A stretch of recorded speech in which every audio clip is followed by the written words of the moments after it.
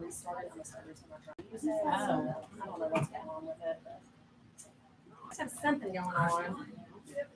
Somebody gonna get bugged. I don't allow my kids to touch mine because at least that way, if something happens to it, it's my fault. Yeah. What you drinking? Plexus. Yeah. Whatever it's called, Slim. This one's supposed to have a appetite suppressant in it, I guess. Yeah, it's their new one. The appetite, this one with the appetite suppressant does work. I used to drink their old version. The old Didn't version, have it the didn't do much for me. appetite It was good. It tasted good. But It this made one my actually- mouth dry and it made me want to drink water because it made my mouth, I don't know, something about it made my mouth I dry. like this one with the appetite suppressant. I've never tried that one. I just take my mouth shut and quit eating. I just haven't been eating as much. Like, this is probably the most sugar I've had in a couple days. I've just been not eating as Okay. much or sugar. Let me know when you're live. No, we are. We are live. We are live. Okay, talking about lead conversion today, and we're going to start out with about a 15-minute video from Tom Ferry talking about lead conversion, and then we're going to finish with a couple of documents that I prepared where we can kind of go around a table and talk about lead conversion a little bit. So let's start with this.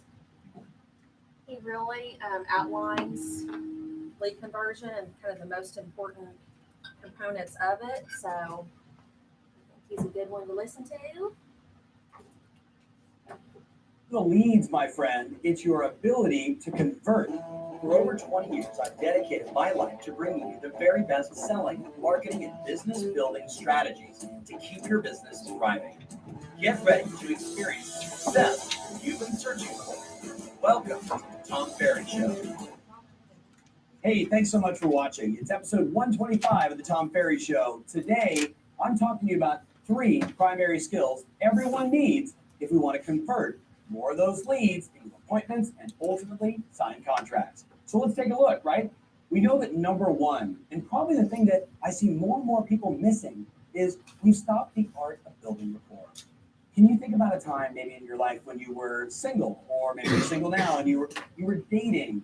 You know that awkward moment when you're not in rapport with someone, right? You're sitting across the table, they're looking at their phone, you're looking at your phone. It's just awkward, right? Well, I want you to imagine that moment if you knew exactly what to do to build rapport with anybody, anytime, anywhere, so you can break the ice and really get to what matters most, whether it's connecting with them on a date, or in this case, building rapport to see if they qualify for your services to buy or sell real estate. At the end of the day, my friends, it's simply this. There's people that know how to build rapport and there's people that don't. And there's a lot of work out there.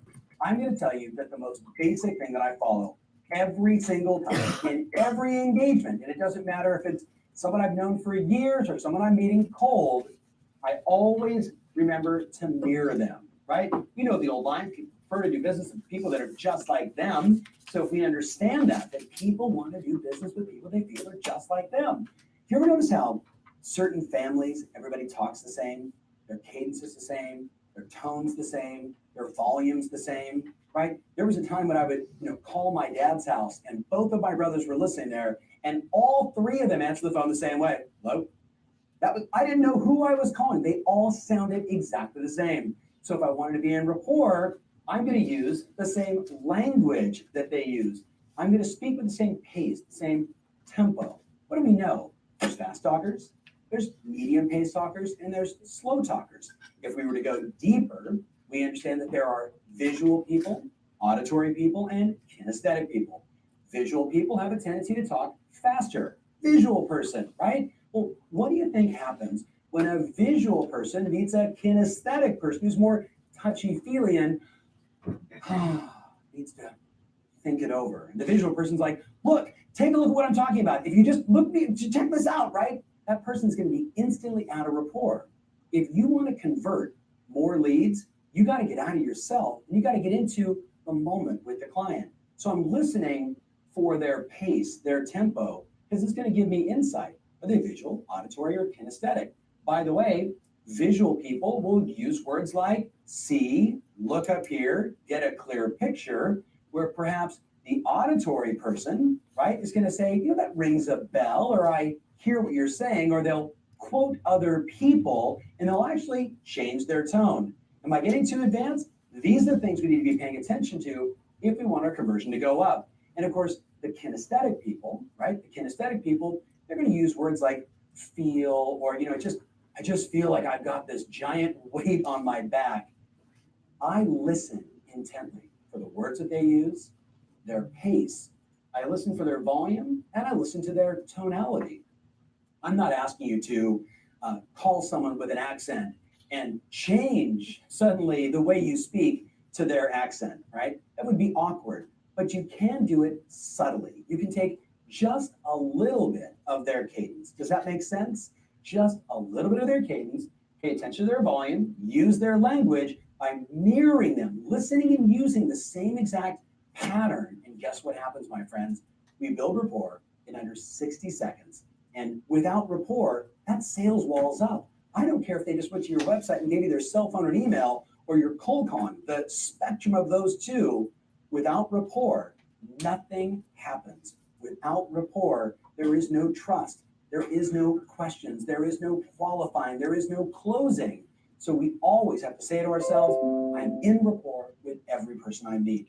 I take the time to build rapport, deep levels of rapport, not walk in their house and saying, you like fishing? I like fishing, right? We're not talking about that. We're talking about real rapport, like with the people you trust and the people you love. So the first thing I would challenge you on is start paying attention again. Pace, volume. You ever talk to the loud family? You ever talk to the whisperer? I don't blame. Every time he calls me, hey coach, okay, I got something really important to talk to you about, right? If I were to be on the phone like, hey, what's going on? I'd be out of rapport. The moment we break rapport, we break trust. You with me on this? So that's number one. Number two, if you want to up your conversion, you've got to ask way more qualifying questions. You've got to ask way more qualifying questions. Now, there's going to be a link here for a script book. You should absolutely download the script book, because at the end of the day, this is just a sample of a few of the questions you could ask to get deeper with people. If I want to ultimately book an appointment, if I want to convert, if I want to help this client, I've got to know their motive for action. I've got to know what's important to them, what their timing is, what's their financial situation, what's their plan B. So take a look at these few questions. But again, these are just a sample. Here's the mistake that I hear all the time. And I'm not going to name names because I've talked to so many great agents that have been busted by this. Oh, Tom, I just went into this appointment and it really didn't work out. And they ended up listening to another agent. I'm like, well, did you know that you were in competition? Did you ask the question, who else are you talking to? Oh, should I be asking that? Of course you should. On a highly competitive marketplace where listings are the name of the game, absolutely 1000% yes. I have people say to me, but if I ask that question, aren't I planting the seed in their mind? Maybe you are. Maybe you are. But if I say, hey, are you interviewing any of their agents? And they say, no, should we be? No, I just wanted to make sure that I was prepared, because there's a few other great agents in the marketplace. And if you need a recommendation after you meet with me, I'd be more than willing to give you one, right? Coming from that place of confidence is going to make that customer go, this guy, this gal's got it. So let's look at just a few of the questions, right? Tell me again what you'd like to do. We're thinking about buying, we're thinking about selling. Here's our plan, right? Tell me, where are you going? Where are you moving to? Where would you like to buy, right? Well, we're not sure. I actually had a client say to me, I've got this buyer, Tom, and I'm not sure what to do. They want to look at houses between Santa Barbara and La Jolla. That's like saying they want to look between Charleston, South Carolina, and Miami, right? If the client doesn't know where they want to go, Houston, we have a problem. We got to dig deeper. Number three, so why are you guys moving? Like, what's the why behind it? What's the motivation? If we get this, we've all heard the phrase before, their hot button, their trigger. Hey, we're retiring. We want to be closer to our grandchildren. We've outgrown our house. Or you know what? We need more space. Or you know what? We just like to move every 6 or 7 years. It's just who we are. And we've been here long enough and it's time, right? If I don't know their motivation for action, what am I ultimately going to close them on if they're struggling to make a decision? What am I going to remind them of that they shared with me? I can't tell you how many agents I have met that don't find out their true motive for action. And by doing this, my friends, you're missing the opportunity to convert, to showcase your services, and to ultimately win more business. Let's keep going. Hey, what's your timing? Oh, anytime's good by us. I mean, you just sell our home for top dollar and do it in any time period you want. generally speaking, when a person doesn't have a very set time frame, what do they want to do in terms of pricing? Whoop, right? But when they have to be gone in 30, 60, 90 days, whatever that time frame is, what happens to their pricing? They become a little more realistic, or at least we've set the tone for proper price amendments. Got to find out what their timing is. Hey, who else is involved in the process? Have you ever gone on a point where you discover that Uncle Larry is actually on title and they're the ones that are going to make the decision? You had no idea, or there was multiple people, multiple attorneys involved, multiple family members. Too often we find ourselves in these uncomfortable situations because we didn't take the time to discover what the heck is going on before we get there. So, hey, what's your plan B in case it doesn't happen in this time frame? You know, this is important for a lot of my clients, especially in the high end. Hey, we're thinking about selling our apartment. Hey, we're thinking about selling our estate. We're thinking about selling our big, expensive, McMansion. Outstanding. What's your time frame? Well, we'd like to get it done, in the next 6 months. We're in no rush, but we want to move and we bought another house and you feel comfortable with our motivation. You say, what's your plan B in case this doesn't work out? Well, we could always lease it. Warning, again, they're going to price it a little bit high, right? Probably higher than you would want. And if they're comfortable with that plan B, you and I both know that's going to impact the possibility of selling that home. I want to know that there's a plan B if there is one, just like you do. So we've got to ask that question. Now, have you guys met with a lender? Obviously, and what did they say? What price range are you guys looking in buying, or what price range you guys thinking about selling in, right? I want to know as much information as I can, but here's my favorite question. What's important to you in the agent you choose to represent you? What's important to you in the agent you choose to represent you? What's important to you in the agent you choose to represent you? By asking that question, you know what you're basically saying? Tell me what I need to show up prepared for to win the business. Well, we're looking for someone that's done a lot of transactions in our marketplace. We're looking for somebody that's going to market our home aggressively. We're looking for somebody that's going to, get us the highest possible price in the shortest amount of time. We're looking for somebody that's going to discount their commission. They're going to tell you everything that they want in that moment. And what I'm going to advise you is, if you're just booking the appointment, this is not the moment to start handling the objections, but instead take detailed notes and then make sure you alter your presentation to walk in prepared to handle their objections, answer their concerns, and close to the business. Look, at the end of the day, my friends, building rapport only gets us access to the answers to all these questions. If I don't have rapport, and you've been in this situation before, think about it. Has there been a time in your business where you can now identify, I didn't have rapport because I was asking questions and the people started getting short with you? They didn't want to give you the answer. Or their answers were, yeah, fine, not sure. Hey, I only got a minute. Can you speed this up? You don't say that to people when you're in rapport. When you're in rapport, you answer the questions. You feel comfortable. It's like if you ever walked inside a department store and said to yourself, I need a dress, or I need a suit, or I need something for this function, and it's tonight. So I need it now. Your motivation is high to get this outfit. You walk in the store, salesperson says to you, hi, can I help you? What do 99% of the people say in that moment? No, I'm just looking. Are you a liar? No, they just weren't in rapport with you. What if they walked up instead and said, hi, my name is, how are you doing today? Oh, I'm fine. I'm just really busy. Everyone that walks in this door is super busy. I'm just curious. Are you looking for something immediate, or are you just browsing? Gosh, I'm actually looking for something immediate. Is it a formal event? Is it a casual event? You start asking these questions about building rapport, and guess what, my friends? Now all of a sudden, the sales guard is down. Well, that exact situation is exactly what goes on here. When you take the time to build rapport, right? The sales wall goes down. They answer all these questions. They reveal to you what's really going on so you can help them. Does that make sense? People like to do business with people that feel just like them. Follow the fundamentals of rapport and ask all the qualifying questions. Make sure you download that script book, and then obviously you got to close. And ABC, always be closing. ABC, always be converting.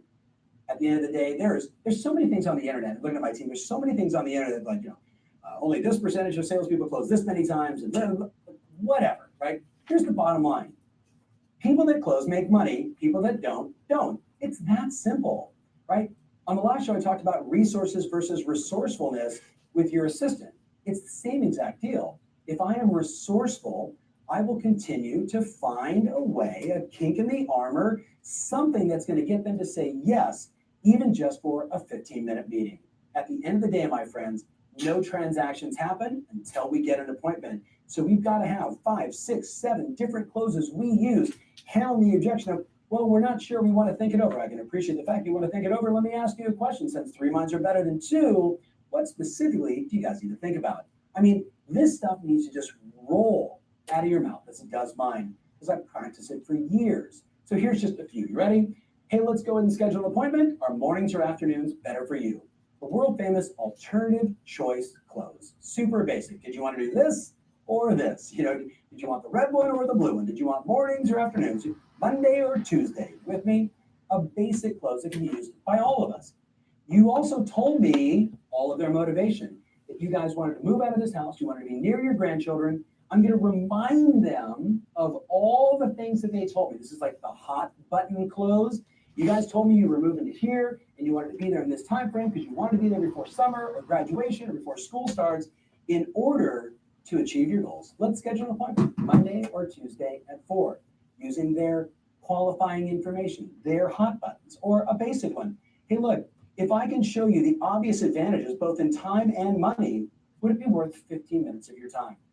If I can show you the obvious advantages in both time and money to you, would it be worth just 15 minutes of your time?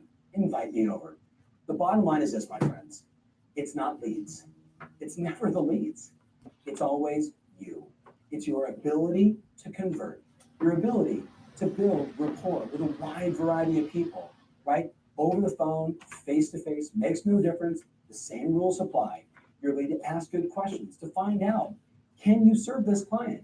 Do they actually have a need, or are they just looking right now? And that's okay. If you don't ask the questions, you don't know that they don't really have to do anything for 2 or 3 years, and then they eat up all your time, right? All of us watching right now have been in that situation where we felt like we just wasted our time. And the real waste was you didn't ask the qualifying questions to find out what was truly going on, and could you serve that customer? And then at the end of the day, close, baby, close. Close, baby, close. It is so fascinating to me how many people I talk to that are just uncomfortable asking for the order. I heard a million years ago the following line: the close is just a natural ending to a great presentation. So if I'm asking all the right questions and I'm in rapport, the close is natural and automatic. If you're feeling tension when you're closing for an appointment or asking them to sign the contract, the bottom line is, my friends, it's probably because you just don't believe in the services you're offering, or you just haven't practiced. You don't have, your 2, 3, 4 automatic shots that you take that work for you every single time. So a lot of assignments for you. Can't wait to read the comments. Share this with a few friends. Share it maybe with your office manager, because this could be a great sales meeting topic, no doubt. Remember always, your strategy matters, and now more than ever, your ability to convert is what rules the day. Hey, thanks so much for watching. If you want more of this, make sure you subscribe to our channel. Okay, I have a question for you.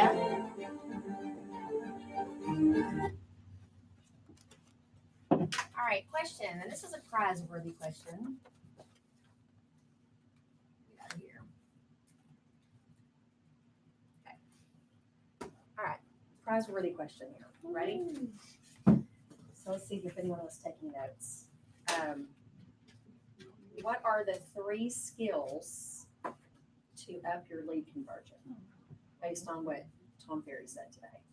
Build rapport, qualify, motivation, and close. I wrote them all down. Good for you.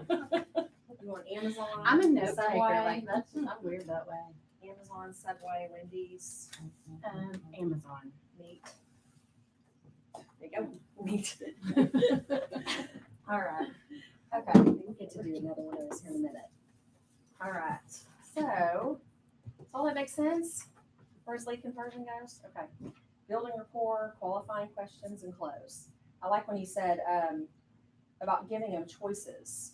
Is just, that's a great way to put it. Like, okay, do you want to do this or do you want to do this? But both of those things are what you want them to do, but then it's just a matter of them making a decision. So, but as we talk about lead conversion today, I know he talked a lot about listings, and that's not necessarily, what we're here for today. I mean, the majority of the leads that come through on Zap are primarily buyers. So, but still, I mean, all of those things he talked about still make a lot of sense as far as building rapport with your client on the phone. I mean, they don't know you. I say client, but they don't know you. I mean, these are people that are just contacting us or Jessica, right, online about some home that they might be interested in. So knowing your script, knowing what you want to say, perfecting it. If you're finding that every time that you get a lead, you just can't ever seem to ever get anything, like as far as, ever convert anything, maybe you need to change what you're saying. Maybe you need to ask more questions. Maybe, there's some things there that we need to kind of change a little bit. If you feel like your conversion's good, then just keep doing what you're doing. Keep asking the same qualifying questions and building rapport. And, I always kind of start the first couple minutes of the conversation with just building kind of that rapport, trying to getting to know that person a little bit. And then after that, then I'll kind of dive into kind of start asking those questions. There's, I believe there's a list back there on that board of questions, good qualifying questions that you can ask. I know we've done several of those before, but if any of y'all are, I know Chris is a little bit newer, but if you feel like you're kind of struggling in that area as far as what questions to ask, as far as qualifying questions and getting to know them better, the more that you know them, the more that you know about them, the more that you're going to be able to help them, and the more that you're going to be able to help yourself, right, in the long run. So, okay, question.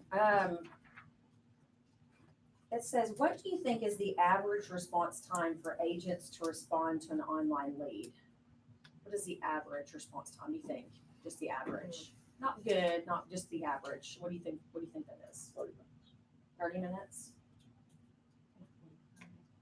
45 minutes? I'm not saying that's a good time. Anybody else? Average response time? It says on here 14 hours. Wow. This is for Wow. Zillow. For That's Zillow, crazy. like per Zillow leads, like the average response time is 14 hours. It's not good. No. So, when I saw that, I was really shocked. I thought 14 minutes, 14 hours. Wow. So basically what I'm going to talk about is how quick can you connect to the lead? Response time does matter. Responding to an online lead within 5 minutes compared to 30 minutes, you are 100 times more likely to make contact. So speed to the lead is the most important thing. When you do get one, get to it as quickly as possible.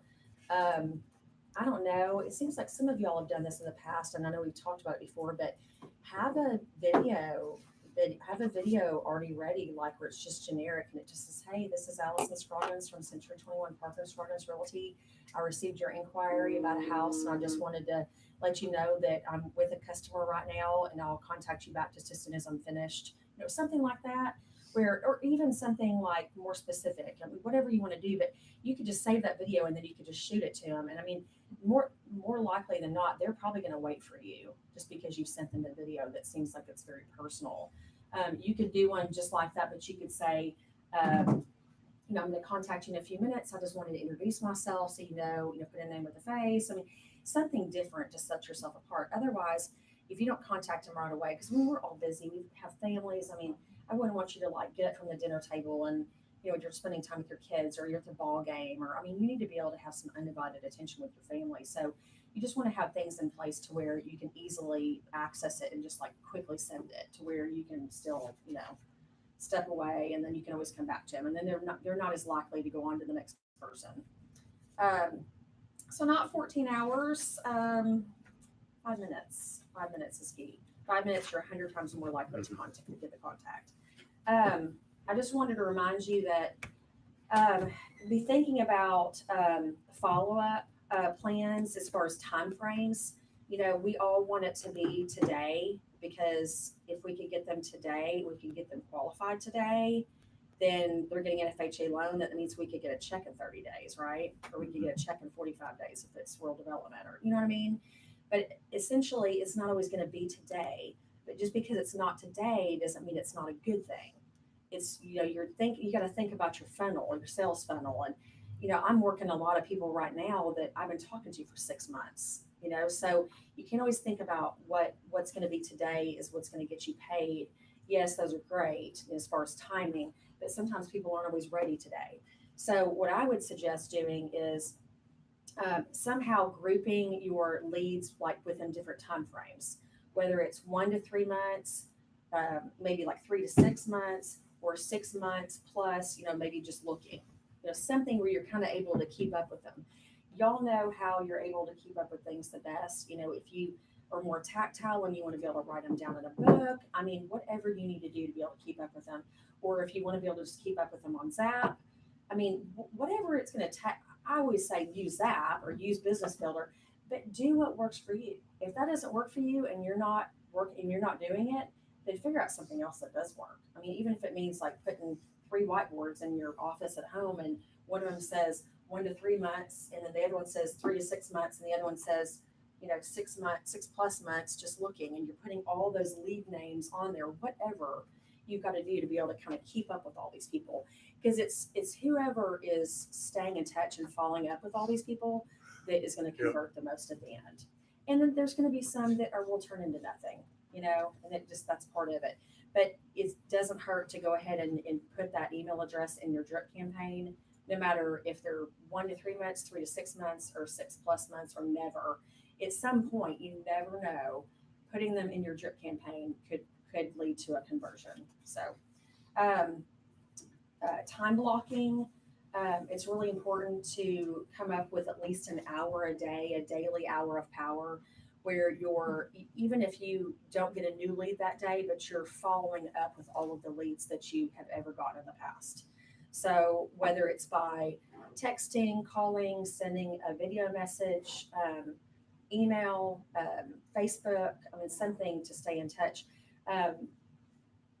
I don't do this every time, but oh my gosh, what if every single lead or every single client that you ever worked with, you became friends with them on Facebook, and then you became social with them on Facebook, and you actually started having more of a social conversation with them rather than just sending them a drip, or there's so many different ways to do it. So just think outside the box.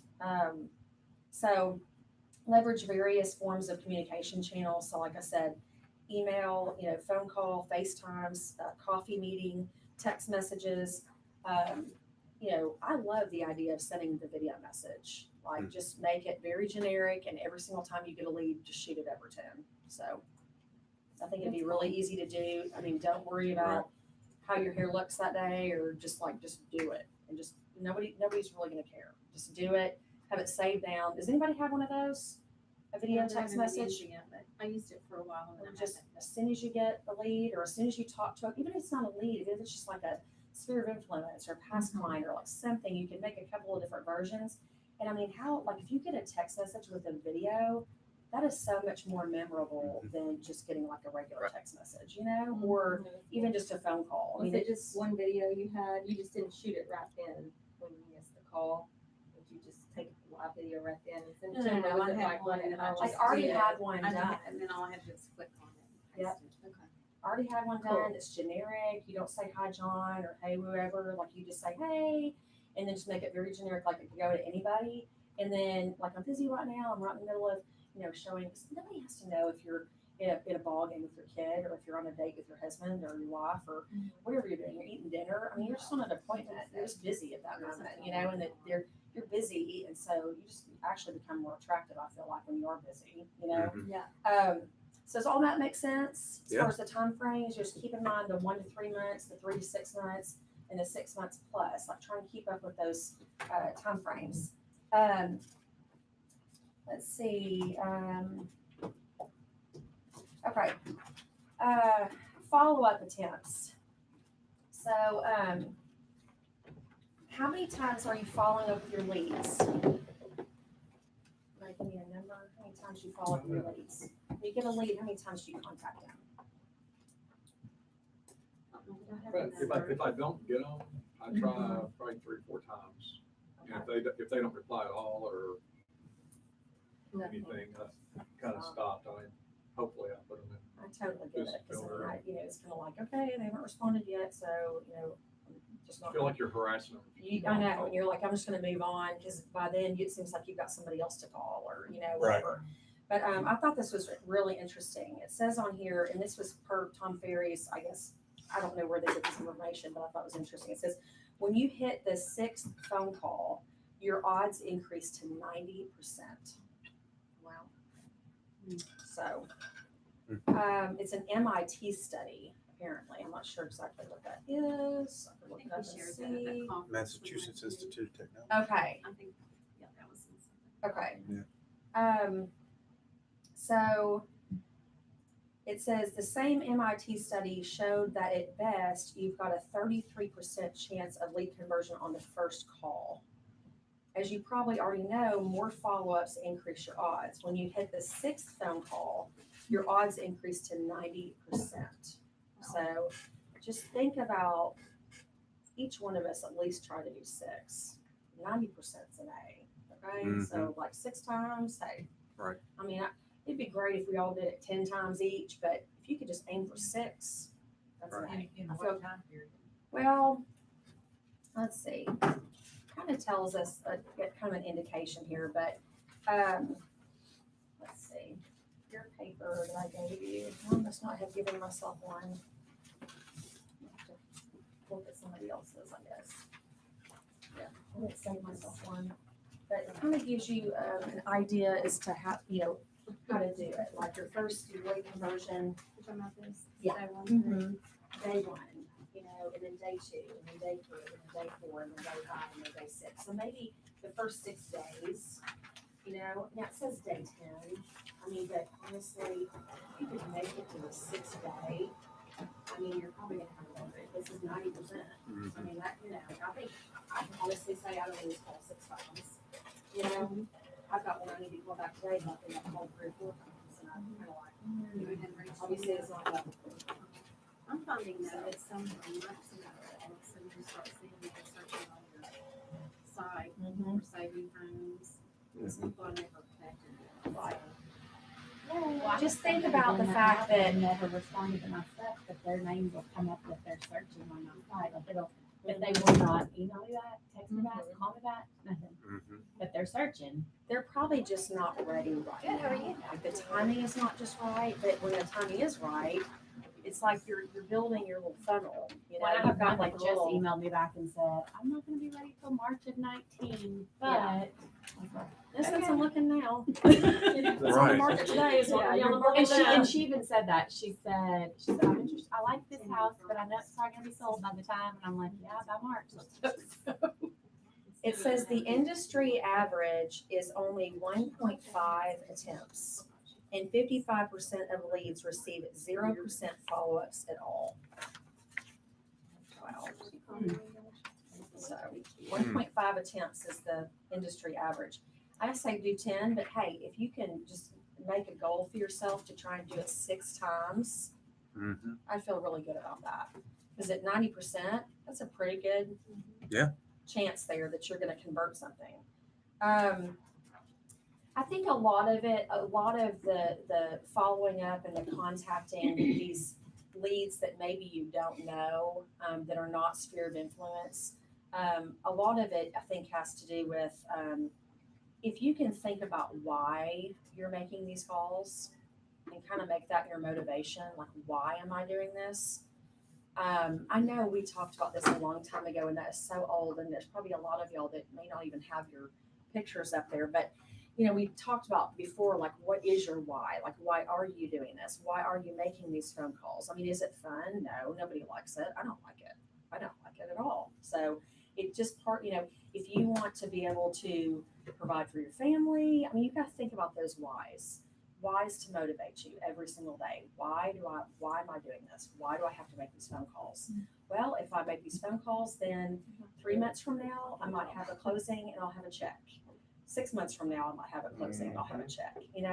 I'm going to be making a difference in somebody's life. I'm going to be helping them and serving them, or whatever you need to do to remind yourself of why you're doing it. I think is really, kind of it says make a vision board that is visual while you're making your calls to remind you while you were doing the work. So a lot of you, I know, work from home in your office, like make a little vision board on, be creative. I mean, something to kind of just get you motivated, like, okay, here's pictures of my family, maybe like goals on like kind of what you're wanting. Maybe you're wanting to buy a new boat. Or Yeah, you that's wanna what buy I was a- gonna say. That's what your John house Pendleton and- said. He put a picture of a boat on his desk every day when he went to the office, and that was what he saved up Something for. that it's not like seem boring like every single day, day in, day out, like because it's so easy to just go, do that tomorrow. Oh. I'm gonna do that tomorrow. I'm gonna do it tomorrow. 360 days later, I'm gonna do that tomorrow. Right. Be easier tomorrow than it is today. Right. I'll be in a better mood tomorrow. I'll feel better tomorrow. I don't know. You'll have to come up with it tomorrow, but think of a way to motivate yourself. It says who, you need to determine who's making the follow-up call, because obviously it's us. I mean, they have on here, it could be you or it could be an outsourced to an ISA or a third-party company like Geographic Farm. I don't know. I don't know anything about paying anybody to do that. But anyway, I would say why is probably the most important. Then when is also another important question to ask yourself. It says, do you know when the best time is to make your calls? It says studies show, and I don't know if this is whatever, MIT again or whatever. Studies show the two greatest time frames are from 8 to 9 o'clock in the morning and from 4 to 6 in the afternoon. Is it best? Mhm.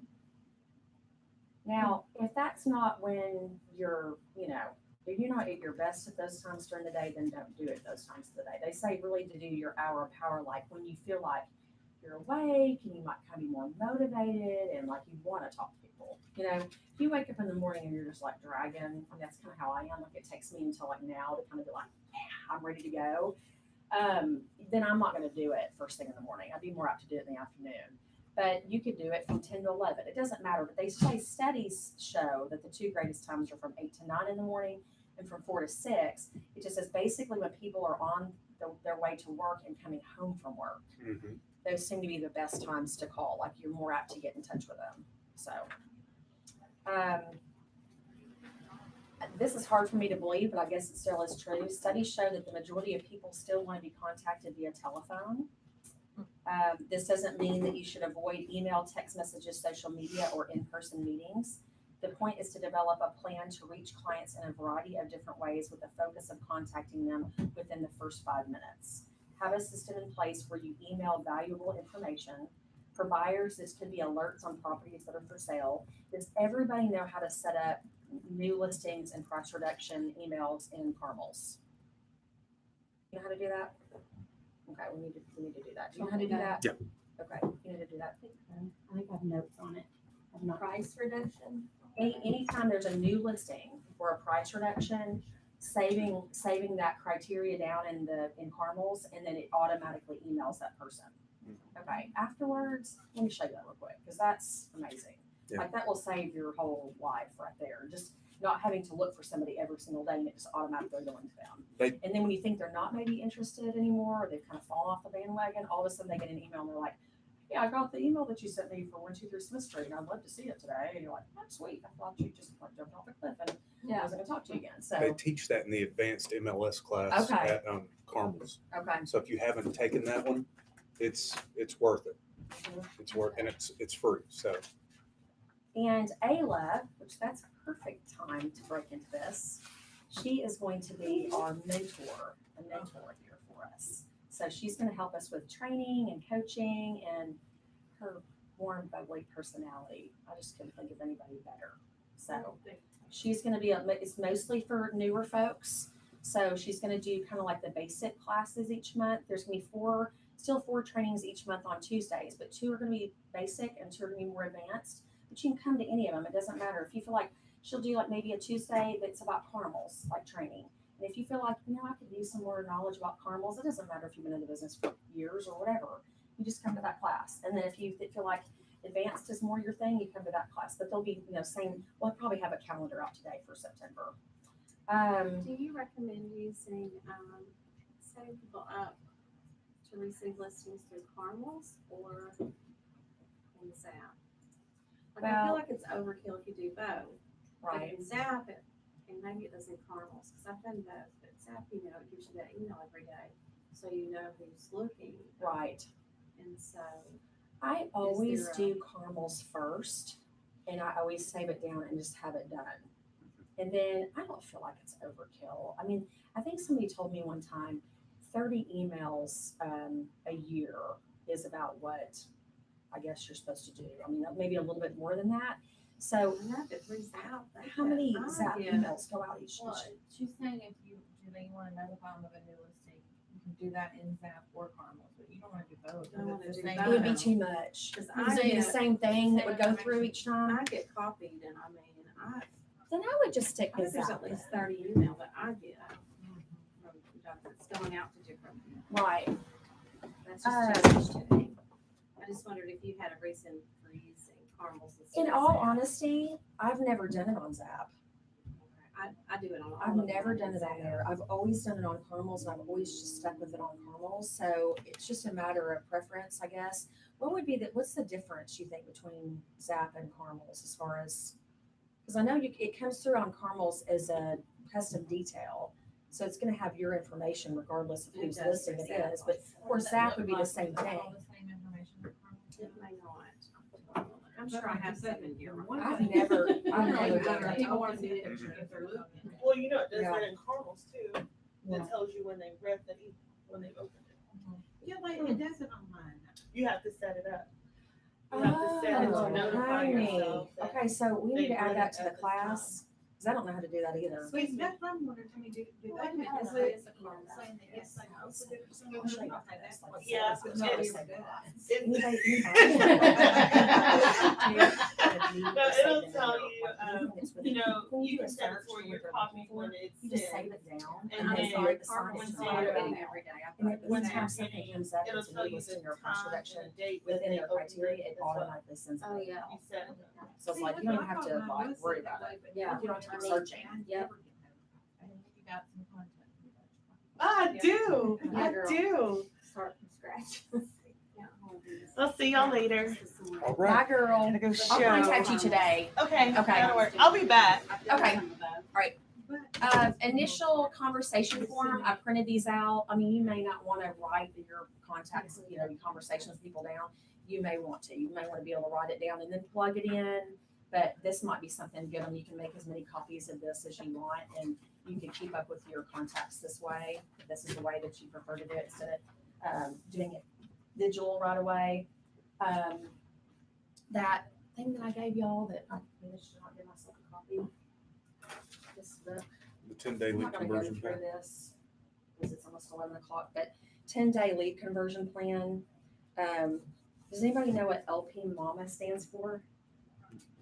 LP Mama? It's prize worthy. I had it written down somewhere. LP Mama. It's like Zillow's acronym for what you need to be thinking about when you're trying to qualify the client. Just take a guess. What do you think L stands for? We look. Look, I don't know. No, location. P stands for Price. price. M stands for motivation. Mhm. A stands for agent. Like, are they working with another agent? Mortgage is M, so the lender. And then A is appointment. So It was in one of LP those Mama. Tom Ferry videos. Uh-huh. That's what it was. I knew I had it written down somewhere, and it's in my Tom Ferry. Okay, so who can tell me what it stands for? LP Mama. Location. Location. Price. One at a time. It's prize worthy. It's prize worthy. You think you know them all? I don't know. Location, price, mortgage, No. agent. I don't know. Well, but that's okay. Okay. Keep going because that's one of them. Location, price, mortgage. Okay, but agent. Appointment. there's one more M. Motivation. There you go. That's it. Location, price, motivation, I got that one agent, back. mortgage, appointment. LP Mama. It's weird, but it's just a good way to remember. Especially new agent. You're trying to think of what qualifying questions you're supposed to ask, and if you have that LP Mama in your head, then you're going to kind of, as you're listening to what they're talking about, you're like, okay, do I ask them what location? Do I ask them? Just a good way to remember. Wendy's, Subway, Amazon, Meat, Coffee with the Cause. How about Wendy's? Yep, welcome. All right. So 10-day conversion plan, it gives you ideas on exactly what you can do. Day 1, day 2, day 3, day 4, day 5, day 6, day 7. Do you have to follow this exactly? No, but just try to make as many contacts with them as possible. I would say the first day, you definitely want to call leave a voicemail. I don't feel like we should be secret agents. I feel like you should leave a voicemail. I don't think there's anything wrong with not. I mean, with leaving a voicemail, and then texting, emailing, sending the video message through a text message. I think that's a really good thing. Attempting with maybe another call. Second day says follow-up call. Search for lead on Facebook and send a Facebook message. You know, you don't have to do this exactly, but I would say at least, guys, try for 6 days. You know, let's try for 6 days. These are scripts in here that you can use, like for your intro email, your intro call, your intro text, intro video message. Like you wouldn't even have to, like if you wanted to do this video message and you just said, hello, and you just said, hello, I'm blah, blah, blah, blah.